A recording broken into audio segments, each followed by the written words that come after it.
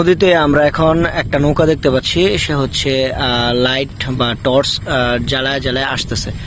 তো এটা হচ্ছে কি করতেছে এটা আমি আজকে প্রথম দেখলাম এবং এই জিনিসটা আমার জন্য নতুন অভিজ্ঞতা। এবং এটা যে আমার সাথে যে আমার মুবারক বসা আমার ফ্রেন্ড, সে বললো আর কি যে এটা হচ্ছে ইলেকট্রিক শকের মাধ্যমে তারা মাছ ধরছে। তো এই বিষয়টা দেখে আমার কাছে খুবই খারাপ লাগলো। এর কারণ এইভাবে দেখেন, আপনি চিন্তা করেন যে ছোট্ট একটা স্টিলের হাতল তারা ব্যবহার করছে এখানে। ভিডিওটা আরো ক্লিয়ার হবে যখন তারা সাথে আসবে। তো কাছে আসলে কিন্তু এই কথাগুলো শুনলে হয়তো মাইন্ড করতে পারে, এই জন্য আমি দূরে থেকেই বলছি। তো সামনে একটা স্টিলের হাতল লাগানো এবং এটাতে হচ্ছে ওই ব্যাটারি দিয়ে তারা এটাতে ইলেকট্রিক চার্জ ব্যবহার করে হচ্ছে আপনার দিচ্ছে ইলেকট্রিক শক। তো এই বিষয়টাতে আমার কাছে মনে হচ্ছে যে এটা খুবই খারাপ। এর কারণ তারা যখন 2-3টা মাছ উঠাবে সেটা তো না হয় উঠাইলো, কিন্তু যেটা হচ্ছে শক খেয়ে চলে যায় সেই মাছটা কিন্তু মারা যাবে। তো এই বিষয়টা কিন্তু খুবই প্যাথেটিক আমার কাছে লাগলো। এই যে এখন বিষয়টা ক্লিয়ার হবে।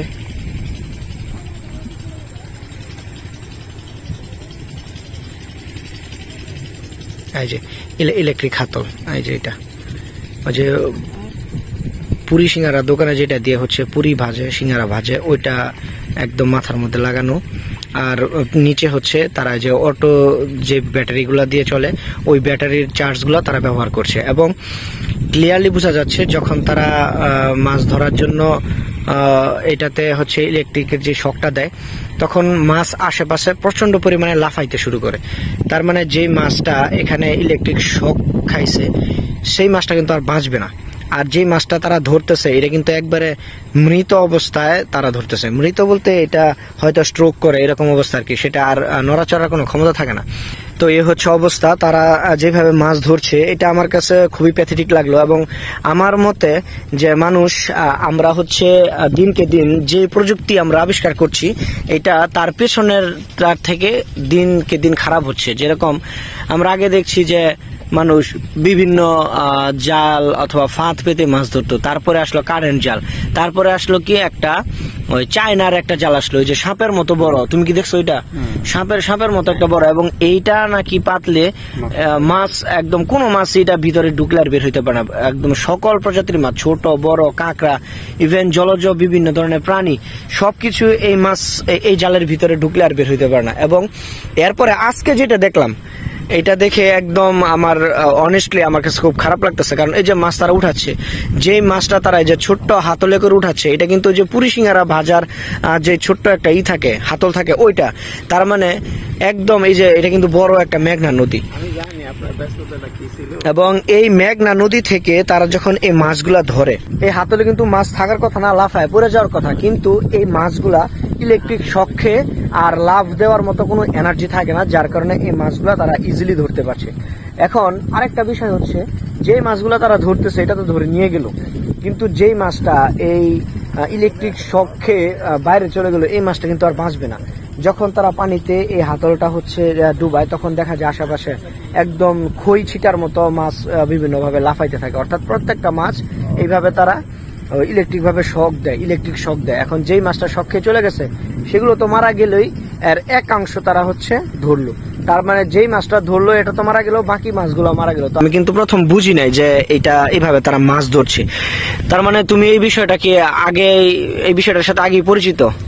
হ্যাঁ, আসলে এই যে মেঘনার পার বা এর আশেপাশে যতগুলা এই শাখা নদী আছে বা আছে সবগুলোতে দেখলাম যে একই অবস্থা, যে তারা কি করে রাতটা হলেই তারা এই মানে দল বেঁধে বের হয়, মানে একটা দুইটা না, এরকম মানে দেখবেন যে চারদিকে অনেক অনেক এই বের হয়েছে। এরা কি করে ওই অটোর যে ব্যাটারি গুলো আছে এই ব্যাটারি দিয়ে অটো রিক্সা চলে যে অটো রিক্সা ব্যাটারি গুলো মানে এগুলো কিন্তু খুবই পাওয়ারফুল ব্যাটারি। সাধারণ ছোট ছোট মাছের জন্য তো এটা মূলত বেশ পাওয়ারফুল একটা জিনিস। হ্যাঁ হ্যাঁ, মানে মাছগুলা মানে রাতের বেলা তো দেখা যায় মাছগুলা আশ্রয়ের জন্য একটু নিচে আসে, কাছাকাছি তীরের দিকে আসে। তো এটা দিয়ে মনে করেন যে মাছ কিন্তু দেখা যায় শক দিলে এখানে 5-10টা মাছ এমনি মানে আহত হয়। তখন কি করে এখান থেকে বড় সাইজ যেটা আছে ওইটা ধরলো, আর বাকি যে ছোট ছোট মাছগুলো আছে এগুলো কিন্তু মারা যায় বা বিভিন্নভাবে তাদের যে ডিমগুলো আছে নিচে নষ্ট হয়ে যায়, এগুলো নষ্ট হয়ে যায় বিভিন্নভাবে। মানে আসলে আমাদের পরিবেশটা যে আমরা নিজেরাই নষ্ট করতেছি এই বিষয়টা দেখলে বোঝা যায়। এখন এটা তো ওদের বুঝাইলে লাভ নেই, ওরা তো বুঝবেও না। যে ওরা বলতে গেলে বলবো নীতি বাক্য ছাড়তেছে, ওরা কিন্তু জাস্ট 10টা মাছকে শখ দিয়ে 2টা মাছ ধরতেছে, বাকি 8টা মাছ কিন্তু তারা নষ্ট করছে। এই জন্য আমরা আমাদের যে দেশি মাছগুলা এগুলা এখন পাই না, দেশি মাছের সংখ্যা অনেক কমে গেছে। মানে আসলে মানুষের এই একটু নির্বুদ্ধিতার কারণে, একটু স্বার্থের কারণে, একটু সহজে মাছ ধরতে পারবে এই কারণে কিন্তু দেখা যায় যে মাছের ভবিষ্যৎ প্রজন্মটাও ধ্বংস করে দিতেছে। আমাদের ভবিষ্যৎরা যারা আসবে, এরা যে কি খাবে এই কথাও চিন্তা করে না। যে আমাদের মাছ তো এমনিতেই নাই, তারপরও মাছগুলো এইভাবে ধ্বংস করে দিতেছে। আসলে এটা খুবই প্যাথেটিক এবং এটা অনাকাঙ্ক্ষিত একটা ঘটনা। তবে দুঃখজনক ব্যাপার হলো যে এত মানে জরুরি একটা বিষয় বা এত মানে ন্যাক্কারজনক একটা ঘটনা ঘটতেছে, এই যে মাছগুলো ধ্বংস করতেছে, এর জন্য কোনো প্রশাসনিক কোনো তৎপরতা আজও পর্যন্ত দেখলাম না। যে কেউ একজন আসলো, তাদেরকে একটু শাসায় গেল বা তাদেরকে নিষেধ করে গেল, এরকম কাউকে দেখি নাই। প্রশাসনিক তৎপরতা আসলে কি বলবো আমরা, এর চেয়ে বড় বড় বিষয়গুলো প্রশাসন নজর দেয় না, ছোটখাটো বিষয়।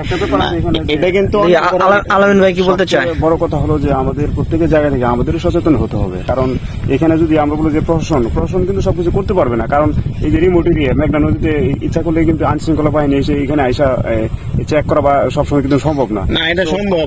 আমাদের শত এরকম মানে রাতের বেলা বেরোইছে। ঠিক আছে, একদিন যদি একটা অভিযান চালায়, একটা অভিযান পরিচালনা করে, তাইলে কিন্তু তারা সচেতন হয়ে যায়। না, মাছ ধরার তো আরো অনেক ওয়ে আছে। আগে তো মানুষ কোচ দিয়ে বিভিন্নভাবে মাছ ধরতো। এখন বিষয় হচ্ছে ভাই, আইনের যদি প্রয়োগ থাকে না, তাহলে বাঙালি সব করতে বাধ্য। আপনি তাদেরকে আইন দিয়ে যদি আপনি বুঝান যে এটা করা যাবে না, তাহলে কিন্তু তারা করবে না। এটাই আপনি ধরেন, আমরা যখন ইউরোপে যাই, আমরা কি রাস্তায় ময়লা ফেলি? আমরা যখন সৌদি আরব যাই, আমরা কি চুরি করি? আমরা কি এই কি বলে আইন অমান্য করি?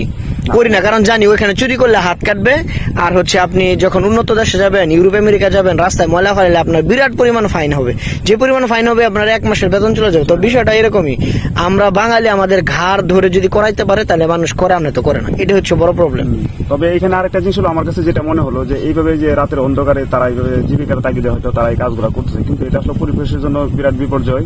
যার আগে মোবারকে কিছুক্ষণ আগে বলে গেল যে আসলে এটা, কারণ সে হয়তো একটা মাছ ধরতেছে কিন্তু আলটিমেটলি আরো 3টা মাছ শখ খেয়ে মরে যাচ্ছে, আরো বেশি। ভাই আমি দেখলাম যে প্রচুর পরিমাণ মাছগুলো মরে যাচ্ছে। এই মাছগুলো কিন্তু পরিবেশের জন্য বিপর্যয়, কারণ এই প্রত্যেকটা মাছের পেটের মধ্যে এখন ডিম, এই একটা মাছের কোটি কোটি ডিম দেয়, লক্ষ লক্ষ ডিম। এই মাছগুলো কিন্তু একসময় বড় হলে কিন্তু পরিবেশে যে একটা, বিশেষ করে আমাদের যে চাহিদা বাতে মাছের বাঙালি, সেই জিনিসটা কিন্তু আমরা মানে অনেক আগের কথা বললাম না, আমাদের দাদা বাবা তাদের আমলের কথা বললাম না। আমি নিজে ছোট সময় যেই মাছ ধরছি, যেই মাছ দেখছি, তার 100 ভাগের 1 ভাগ মাছও নাই।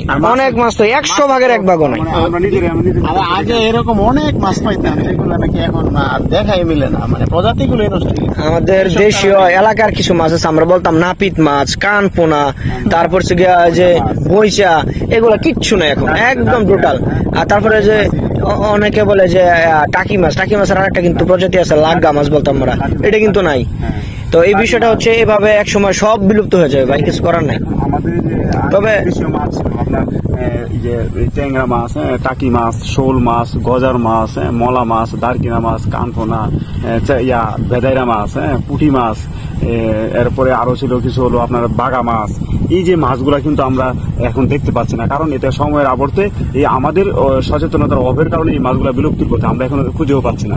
কারণ কি, এখন এই যে আলটিমেটলি এই যে হাইব্রিড মাছ চাষ হচ্ছে, যেটা স্বাস্থ্যের জন্য খুবই ক্ষতিকর। যে আমরা কিছুদিন আগে দেখেছি যে ঢাকার বুড়িগঙ্গায় যে বাগার ফিশ, শাখার ফিশ, এই শাখার ফিশ গুলো এতই ভয়ঙ্কর, যেটা একটা মাছ যদি মানুষে খায় তাহলে এটা মৃত্যু অনিবার্য। যদি সেটা ভালো 120 ডিগ্রি উপরে যদি তাপমাত্রা না থাকে, এটা না থাকে, তাহলে এটাকে জীবাণুটা নষ্ট হয়। তো এই ক্ষেত্রে আমরা যে দিন দিন আমরা পিছিয়ে যাচ্ছি, বিভিন্ন ক্যান্সার বলে, বিভিন্ন রোগ জীবাণু বা বিভিন্ন ধরনের খাদ্য কেন হচ্ছে, আমাদের সচেতন হতে হবে। যাক, এখন আমার মনে হয় আপনি যেটা বলছেন যে আমাদেরও নিজেদের সচেতন হতে হবে, এটাও ঠিক।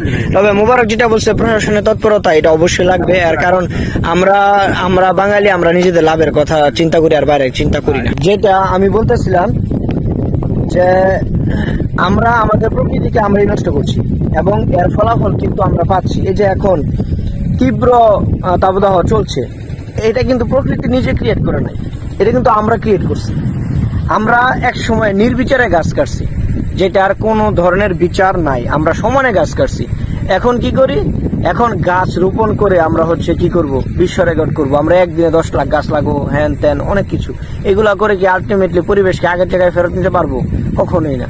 এই যে এখন যেভাবে মাছ নিধন হচ্ছে, আপনি কি মনে করেন এইটা যখন শেষ হয়ে যাবে, ভবিষ্যতে আমরা যতই ট্রাই করি, যেই মাছগুলো একদম আউট হয়ে গেছে, যেগুলো একদম বিলুপ্ত হয়ে গেছে, সেগুলোকে আবার ফেরত আনতে পারবো? এটা কখনোই সম্ভব না। তো আমরা যাই করি যাই বলি, আমরাই আমাদের পরিবেশকে নষ্ট করছি এবং এটার ফল আমাদেরকেই ভোগ করতে হবে, অন্য গ্রহের কোনো প্রাণী ভোগ করবে না। তো যারা এই ভিডিওটা দেখছেন একটু সচেতন হওয়ার চেষ্টা করবেন। ধন্যবাদ সবাইকে।